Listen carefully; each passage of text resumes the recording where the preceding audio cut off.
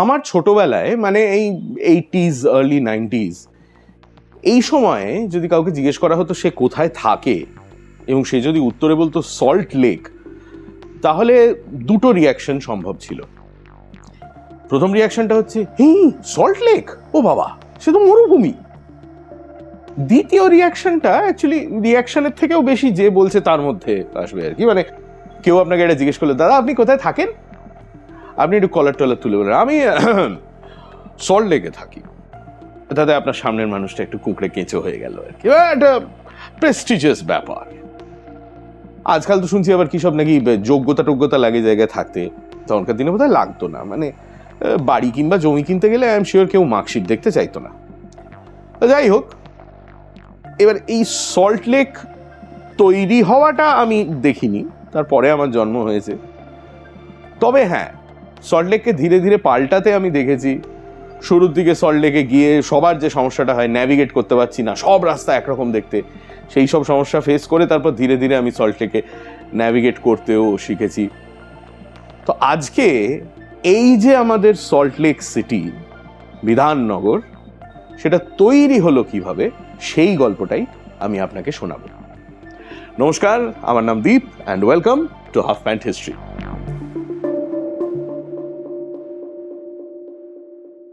সল্টলেক অঞ্চলের ইতিহাসে প্রথম উল্লেখ বোধহয় পাওয়া যায় 1756 সালে, সিরাজের কলকাতা আক্রমণের সময়। কলকাতায় আসার পথে বাংলার নবাব নাকি সল্টলেকের কাছেই একটি জায়গায় তাঁবু ফেলেছিলেন। কিন্তু আমার মনে বরাবর যে প্রশ্নটা ছিল সেটা হচ্ছে যে এই নামটা কেন? সল্ট লেক মানে তো লবণ হ্রদ। এই নামের কারণ হচ্ছে পুরো জায়গাটা জুড়ে সত্যি সত্যি নোনা জলের একটি হ্রদ আর জলাজমি ছিল। নোনা জল এলো থেকে? বিদ্যাধরী নদী থেকে। লাঙলপোতা বলে একটি জায়গা আছে, যেখানে আপনি আজ দেখতে পাবেন একটি খাল, যার নাম নৌখাল। এই নৌখাল হল বিদ্যাধরী নদীর একটি শাখা। এখান থেকেই নদীর আরেকটি শাখা চলে যায় আজকের সল্টলেকের দিকে। সময়ের সাথে সাথে সেই শাখাটি বুঝে যায় এবং তার ফলে সে বয়ে যেত যেখান দিয়ে, সেখানেই সৃষ্টি হয় জলাজমি এবং লবণ হ্রদের। এই লবণটা এলো থেকে? বিদ্যাধরী হচ্ছে যাকে বলে টাইডাল স্ট্রিম। বিদ্যাধরী জলে সমুদ্রের নোনা জলও ঢোকে, কাজেই সেই নদীর জল যদি কোথাও জমে যায় সেটাও স্বাভাবিকভাবে নোনাই হবে। এই জলাজমি খালি করে সেই দিকে শহর বাড়িয়ে নিয়ে যাওয়ার প্ল্যান ইংরেজ আমলেও একটা হয়েছিল। তবে তা না করে বরং 1864 সালে এই সল্টলেকের একটি অংশকে অধিগ্রহণ করে সেখানে শহরের ময়লা ফেলার ব্যবস্থা করা হয়, ধাপা। যাদের এখন 30 বছর বা তার কম বয়স, তারা কল্পনা করতে পারবেন না যে আমার ছোটবেলাতেও 80-র দশকে বাইপাসের অবস্থা কতটা অন্যরকম ছিল। আজ যেখানে সায়েন্স সিটি, সেই পর্যন্ত ছিল ধাপার মাঠ। আর দক্ষিণ কলকাতা থেকে বাইপাস ধরে সল্টলেক যেতে হলে মোটামুটি তপসিয়া পেরোনোর পর থেকেই নাকে রুমাল চাপা দিতে হতো, কারণ পচা ময়লার গন্ধ। 1947 আসে স্বাধীনতা, আর তার সঙ্গে সঙ্গে আসে দেশভাগ এবং রিফিউজি সমস্যা। পিলপিল করে মানুষ কলকাতায় চলে আসতে থাকে। এদিকে সরকারের মাথায় হাত। এত মানুষ একটা শহরে এসে ভিড় জমালে তো মহা সমস্যা। কি করা যায়? স্যাটেলাইট টাউনশিপ তৈরি করতে হবে। 1953 সালে NEDECO নেডেকো বলে একটি সংস্থাকে সরকার দায়িত্ব দেয় সল্টলেকের একটি সার্ভে করে রিপোর্ট তৈরি করতে, যে এই জমি যদি রিক্লেম করে এখানে শহর তৈরি করতে হয় তাহলে কি করতে হবে এবং কিভাবে করতে হবে। নেডেকো হলো নেদারল্যান্ডসের একটি সংস্থা। এটা ঠিক আলাদা একটি কোম্পানি নয়, বরং নেদারল্যান্ডসের একাধিক ইঞ্জিনিয়ারিং ফার্মের একটি আমব্রেলা অর্গানাইজেশন, যারা বিদেশি অর্ডারের জন্য একসঙ্গে কাজ করত। হঠাৎ নেদারল্যান্ডস কেন? কারণ গত 1000 বছর ধরে সমুদ্রের সঙ্গে যুদ্ধ করেই বেঁচে থাকতে হয়েছে সেই দেশের মানুষকে। নেদারল্যান্ডস ল্যান্ড রিক্লেমেশনের কাজ প্রথম করে 11th সেঞ্চুরিতে, কাজে ওদের মতো এই কাজ আর কেউ পারে না। তাদের রিপোর্টের ভিত্তিতে সরকার তারপর জমি অধিগ্রহণ শুরু করে। স্থানীয় মাছ চাষের কাজ যারা করতেন তাদের তো সরাতে হলোই, একাধিক গ্রাম সরাতে হলো। তবে সল্টলেকের জমির সবথেকে বড় অংশের মালিক ছিলেন স্বাধীনতা সংগ্রামী এবং কলকাতার প্রাক্তন মেয়র হেমচন্দ্র নস্কর। উনি থাকতেন মহিষবাথানে। বিধান রায় যখন হেমচন্দ্র নস্করের কাছে তার জমি চান, তখন উনি নাকি 1 টাকায় সল্টলেকের জমি সরকারকে দিয়ে দেন। তারপর লেকের জল বার করে সেখানে মাটি ফেলে টাউনশিপের জন্য জমি তৈরি করার কাজ শুরু হলো। এই কাজের জন্য গ্লোবাল একটা টেন্ডার ডাকা হয়। টেন্ডার পায় ইউগোস্লাভিয়ার একটি কোম্পানি, আইভান মিলুতিনোভিচ। সেই কোম্পানি কিন্তু তার আগেই কলকাতায় আরও একটি টেন্ডার পেয়েছে। গঙ্গায় পলি পড়ে নদীর নাব্যতা কমে যাচ্ছে, তাই নদীর ড্রেজিং করতে হবে, নদীর তলা থেকে সেই মাটি তুলতে হবে, এবং এই আইভান মিলুতিনোভিচ সেই কাজটাও করছিল। ব্যাস, দুয়ে দুয়ে চার, গঙ্গা থেকে মাটি তুলে এনে পাইপে করে সল্টলেকে এনে ফেলো, এক ঢিলে দুই পাখি মারা হয়ে যাবে। সল্টলেক ছিল চারপাশের থেকে নিচু একটা জায়গা। সেখানে যদি মানুষকে থাকতে হয় তাহলে পুরো টাউনশিপের মাটি উঁচু করতে হবে, নাহলে বৃষ্টি হলেই চারিদিক থেকে জল এসে সল্টলেকে জল জমে টাউনশিপ সুইমিং পুল হয়ে যাবে। হিসেব করা হলো যে 124 কোটি কিউবিক ফুট মাটি লাগবে এই কাজ করতে। 16 এপ্রিল 1962 সালে শুরু হয় সেই ড্রেজিং করে মাটি এনে ফেলার কাজ। এদিকে বিধান রায় একটা লিভার টানলেন আর গঙ্গার মাটি হুড় হুড় করে বেরিয়ে এসে পড়তে লাগলো। এই দিনটাকেই ধরা হয় সল্টলেকের জন্মদিন। ইউগোস্লাভিয়া থেকে প্রায় 250 জন এসেছিলেন সল্টলেকের কাজ করতে। তাদের মধ্যে একজন ছিলেন দোব্রিভোয়ে তোস্কোভিচ। তার ঘাড়েই দায়িত্ব পড়ে সল্টলেকের নতুন টাউনশিপের প্ল্যানিং করার। তোস্কোভিচ কলকাতা ঘুরে দেখলেন, বাঙালির চিন্তা ভাবনা, তারা কিভাবে থাকে, সবকিছু বোঝার চেষ্টা করলেন। উনি যেটা বুঝলেন সেটা হচ্ছে যে বাঙালি আলাদা আলাদা বাড়িতে থাকলেও একটু গোষ্ঠীবদ্ধ হয়ে থাকতেই পছন্দ করে, পাড়ার কনসেপ্ট। এটা দেখেই তিনি তৈরি করলেন নতুন টাউনশিপের ব্লক সিস্টেম। এক একটা ব্লক 200 মিটার বাই 200 মিটার। প্রতিটি ব্লকের মধ্যে রয়েছে নিজের বাজার, স্কুল, পার্ক এবং কমিউনিটি সেন্টার। সল্টলেকের প্রথম বাজার ছিল বিডি ব্লকের বাজার। তাছাড়া তোস্কোভিচ তৈরি করলেন আলাদা আলাদা ধরনের রাস্তা। মেন রোড সব থেকে বেশি চওড়া, তার থেকে একটু ছোট হলো মেন রোডের থেকে ব্লকের দিকে যে রাস্তাগুলো যাচ্ছে সেগুলো। সব থেকে সরু রাস্তা হলো পাড়ার একেবারে ভেতরের রাস্তাগুলো। এই সিস্টেম এমনভাবেই তৈরি যে পাড়ার একেবারে ভেতর দিয়ে রেসিডেন্সিয়াল এরিয়ার মধ্যে দিয়ে গাদাগুচ্ছের ট্রাফিক কখনোই যাবে না। 1970 থেকে ধীরে ধীরে সল্টলেকে লটারি সিস্টেমের মাধ্যমে জমি কিনে একে একে মানুষ এসে থাকা শুরু করেন। তাদের মধ্যে প্রথম ছিলেন জিতেন্দ্রনাথ চক্রবর্তী, যার বাড়ি AB 129, যেটা নাম হচ্ছে মূল ঘর। সেটা সল্টলেকের প্রথম বাড়ি। সেই বাড়িতে তার পরিবার আজও বাস করছে। আমি কোথায় যেন পড়েছিলাম যে সে সময় যখন এই বাড়ি তৈরি হয়েছিল তখন চারিদিক ফাঁকা হওয়ার দরুন এমন জোরে হাওয়া দিত যে এই বাড়ির ছাদে জামা কাপড় শুকোতে দেওয়া হলে সেগুলো নাকি উড়ে গিয়ে পাশের গ্রামে পড়ত। শুরুর দিকে অনেকের ভয় ছিল যে সল্টলেকের মাটি যেহেতু প্রধানত গঙ্গার তলা থেকে তুলে আনা বালি, তাই এখানে বাড়ি বানালে সে বাড়ি নাকি ডুবে যাবে। তবে সয়েল টেস্টিং করে দেখা গেল এই ধারণা অমূলক। কিন্তু তখন টাউনশিপ ফাঁকা মাঠ, একটাও গাছ লাগানো হয়নি। এদিকে হাওয়া দিলে তো প্রায় বালির ঝড় উঠছে। কি হবে উপায়? 1967 থেকে 1969 মধ্যে হেলিকপ্টারে করে গোটা সল্টলেক অঞ্চলে ঘাসের বীজ ছেটানো হলো। তাতে ঘাস তো গজালো, কিন্তু আর একটা বিপদ হলো। যে ঘাসের বীজ ছড়ানো হয়েছে সেটা নাকি উই পোকার প্রিয় খাদ্য।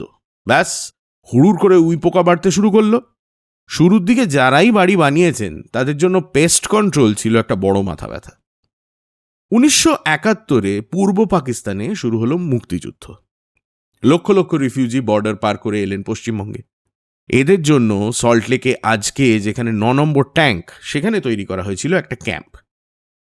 সেই ক্যাম্পের একজন স্মৃতিচারণের মধ্যে বলেছিলেন যে ক্যাম্প ছিল বিশাল বড়, কিন্তু তার পরিকাঠামোর অবস্থা ছিল খুবই খারাপ। এতটাই খারাপ যে ক্যাম্পে কেউ মারা গেলে তাকে দাহ করার কোনো ব্যবস্থা ছিল না। ব্লকে, যেখানে আজ মাতৃসদন, সেখানেই নাকি বডি নিয়ে গিয়ে স্রেফ ফেলে দেওয়া হতো। মুক্তিযুদ্ধের পরেই কংগ্রেস পার্টির একটি বড় সেশন হয় সল্টলেকে। প্রধানমন্ত্রী ইন্দিরা গান্ধীর থাকার ব্যবস্থা করা হয় সল্টলেকের সদ্য তৈরি সরকারি গেস্ট হাউসে। আজ সেই গেস্ট হাউসকেই আপনি আর আমি চিনি ইন্দিরা ভবন নামে। শুরুর দিকে সল্টলেকের একটা বড় সমস্যা ছিল যাতায়াত। কলকাতা থেকে কোনো ট্যাক্সি সল্টলেকে যেতে রাজি হতো না। একমাত্র বাস রুট ছিল L14A, যেটা লাবণী থেকে শুরু করে PNB island, VIP road, Kankurgachi, Maniktala, college street, SN Banerjee road হয়ে পৌঁছত এসপ্লেনেড। বাসের কন্ডাক্টররা নিত্যযাত্রীদের চিনতেন। অনেক সময়ই কারুর বাস স্টপে আসতে কয়েক মিনিট দেরি হলে দাঁড়িয়ে অপেক্ষাও করতেন। সল্টলেকের 50 বছর উপলক্ষে দোব্রিভোয়ে তোস্কোভিচ ফিরে এসেছিলেন তাঁর প্ল্যান করা টাউনশিপ কেমন আছে দেখতে। তখন তিনি বলেন যে বিধান রায় যখন তাকে প্রথম প্ল্যানিংয়ের কথা বলেছিলেন তখন বলেছিলেন যে মধ্যবিত্তের কথা মাথায় রেখেই যেন উনি টাউন প্ল্যানিং করেন। তোস্কোভিচ এসেছিলেন কমিউনিস্ট পূর্ব ইউরোপ থেকে। উনি দেখেছেন যে সোভিয়েত ব্লক দেশের সরকারগুলো কিভাবে দেশের মানুষের জন্য বিশাল বড় বড় গ্রুপ হাউজিং প্রকল্প তৈরি করে। উনি বিধান রায়কে বলেন যে সল্টলেকের 70% জমিতেই হোক এই ধরনের গ্রুপ হাউজিং বা আবাসন, বাকি 30% জমিতে আলাদা আলাদা বাড়ি করার প্লট থাকবে। কিন্তু প্রজেক্ট নিয়ন্ত্রণ করত সেচ বিভাগ এবং তারা চাপ দিয়ে এটা পুরো উল্টে দেয়। 70% জমিতে ইন্ডিভিজুয়াল হাউজিং, মাত্র 30% আবাসনের জন্য। যে শহরে থাকার জায়গার এত অভাব, সেখানে 4 কাঠা প্লটে ছোট ছোট বাংলো বাড়ি বিলাসিতা। যারা যারা সল্টলেক তৈরি করেছিল তাদের এখন কি অবস্থা? নেডেকো, নেদারল্যান্ডস ইঞ্জিনিয়ারিং কনসালটেন্টস, এখনও আছে এবং কাজ করে চলেছে। আইভান মিলুতিনোভিচ আজও আছে, যদিও ইউগোস্লাভিয়া দেশটি ভেঙে 7টি আলাদা দেশ হয়ে গেছে। আইভান মিলুতিনোভিচ এখন একটি সার্বিয়ান কোম্পানি। যে 250 ইউগোস্লাভ কর্মী এখানে এসেছিলেন কাজ করতে, তাদের মধ্যে একজন ইলেকট্রিক শক খেয়ে মারা যায়। দোব্রিভোয়ে তোস্কোভিচ 2021 সালের 25শে জানুয়ারি মারা যান। 2012 সালে তার ছেলে ব্রাতিস্লাভ তোস্কোভিচ সল্টলেকে এসেছিলেন বাবার প্ল্যান করা শহর দেখতে। সল্টলেকে তার গাড়ি ঢুকতেই তিনি সঙ্গে সঙ্গে বুঝতে পারেন যে বাবার তৈরি টাউনশিপে উনি রয়েছেন, কারণ স্মুথ ট্রাফিক। তো এই ছিল সল্টলেক সিটি তৈরি হওয়ার গল্প। এবার এখানে আমার একটা বক্তব্য আছে। ওই জোব চার্নক যেদিন কলকাতায় এসে নেমেছিলেন সেই দিনটা কলকাতার জন্মদিন কি না, এই নিয়ে তো হাইকোর্টে মামলা হয়েছিল এবং কোর্টের যে রায় এসেছিল তাতে যেটা বলা হয়েছিল সেটা হচ্ছে যে কলকাতার মতো একটা শহরের একটা স্পেসিফিক ডেট অফ বার্থ থাকতে পারে না, কারণ শহরটা অর্গ্যানিক্যালি তৈরি হয়েছে এবং জোব চার্নক আসার আগেও এই শহরে অনেক কিছু ছিল। হ্যাঁ, এবার অধিকাংশ পুরনো শহরের ক্ষেত্রেই কিন্তু এইভাবে একটা স্পেসিফিক ডেট অফ বার্থ দেওয়া সম্ভব নয়, কারণ সেখানে হয়তো গ্রাম ছিল, গ্রাম থেকে আস্তে আস্তে আরেকটু বড় গ্রাম হয়েছে, সেখান থেকে টাউন হয়েছে, সেখান থেকে শহর হয়েছে, এইভাবে এটা অর্গ্যানিক্যালি বেড়েছে। কিন্তু একটা প্ল্যান্ড সিটির ক্ষেত্রে যেমন সল্টলেক বা চণ্ডীগড়, সেক্ষেত্রে ওই যেদিন পিপল হ্যাভ ব্রোকেন গ্রাউন্ড, যেদিন প্রথম কাজটা শুরু হয়েছে, সল্টলেকের ক্ষেত্রে যেদিন প্রথম মাটি ফেলা শুরু হয়েছে, সেই দিনটাকেই সাধারণত সেই শহরের জন্মদিন হিসেবে ধরে নেওয়া হয়, কারণ ওই একটা স্পেসিফিক ডেট পাওয়া গেল।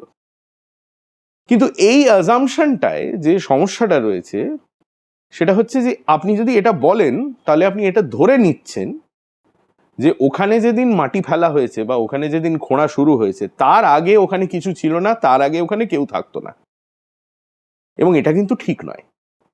সল্টলেকের ক্ষেত্রে সল্টলেক যখন তৈরি হয়েছে শুধু যে প্রচুর মানুষ সেখানে থাকতেন তাই নয়, তাদের সবাইকে অফকোর্স সরাতে হয়েছে। তার সঙ্গে সঙ্গে আপনি জেনে অবাক হয়ে যাবেন এশিয়ার সেকেন্ড লার্জেস্ট ফিশিং কোঅপারেটিভ ছিল ওই সল্টলেকে, যেটা অবভিয়াসলি টাউনশিপ তৈরি হওয়ার ফলে সম্পূর্ণভাবে ধ্বংস হয়ে যায়। তবে সেই সমস্ত গল্প আমি আপনাকে আজকে বলবো না, সেই সমস্ত গল্পের জন্য একটু সামনের উইকেন্ড অবধি অপেক্ষা করুন। সামনের উইকেন্ডে সল্টলেক তৈরি হওয়ার আগে সল্টলেকে কি ছিল সেই গল্প আমি আপনাকে শোনাবো। তার জন্য ইনস্টাগ্রামে ফলো করুন। কলকাতা নিয়ে যদি আপনার আর প্রশ্ন থাকে তাহলে সেই সমস্ত প্রশ্ন করে যেতে পারেন কমেন্টসে। আজকের ভিডিওর যা সোর্সেস আছে, তথ্যসূত্র আছে, সেগুলো আমি সমস্ত ভিডিওর ডেসক্রিপশনে দিয়ে দেবো। আর গল্পের পরের অংশ শুনতে হলে সামনের উইকেন্ডে ডেফিনেটলি দেখবেন হাফ প্যান্ট হিস্ট্রি। ইনস্টাগ্রামে ফলো করবেন আর ইউটিউবে সাবস্ক্রাইব করবেন। তাহলে সামনের উইকেন্ডে আবার দেখা হচ্ছে। ভালো থাকবেন, নমস্কার।